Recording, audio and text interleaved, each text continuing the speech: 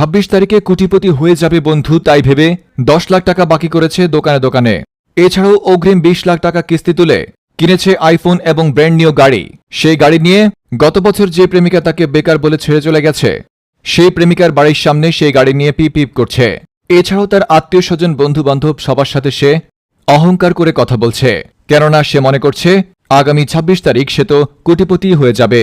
এদিকে এক গোপন সংবাদের ভিত্তিতে জানা গেছে 26 তারিখে কোটিপতি হয়ে যাবে এই ভেবে বন্ধুর পা এখন থেকে মাটিতে পড়ছে না।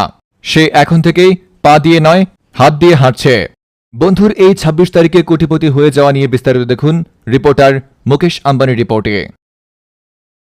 26 তারিখ কেউ হয়ে যাবে বড়লোক, কেউ হয়ে যাবে কোটিপতি, কেউ হয়ে যাবে লাখপতি, আর আমি শালা আজীবনে গরিব রয়ে যাব। যাই হোক, সেটা কোনো কথা না। 26 তারিখে সবার সাথে সাথে ধনী হয়ে যাবে আমার বন্ধু, কোটিপতি হয়ে যাবে আমার বন্ধু। এই ভেবে বন্ধু এখন থেকেই দোকানে